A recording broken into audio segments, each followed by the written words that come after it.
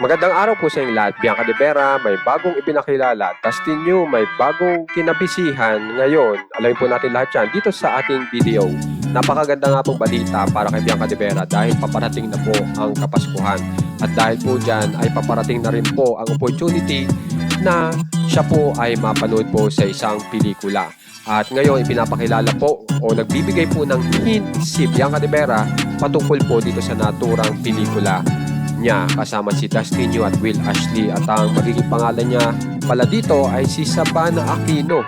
Tapos meron pa ipinapakita niya rin po dito kung ano yung mga paborito ni Sabana Aquino. Tapos kung mababasa nyo, ang motto pa dito ni Sabana Aquino ay stay pretty, stay loud, stay unbothered. So medyo kakaiba po ang motto ni Sabana Aquino dito, kung saan ay talagang marami pong magiging kaabang-abang dito sa naturang pelikula na ito dahil sa pagiging kakaibang karakter ni Bianca de Vera dito na si Sabana Aquino.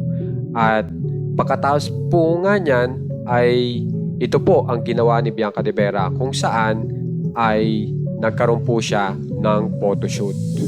Panoorin po natin.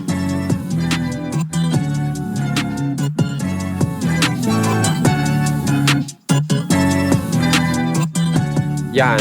At pagkatapos naman po niya, dito naman po tayo kay Dustin Yu, kung saan ay busy po sa pagpo-promote ng produkto na kung saan po ay patungkol po yan sa pabango.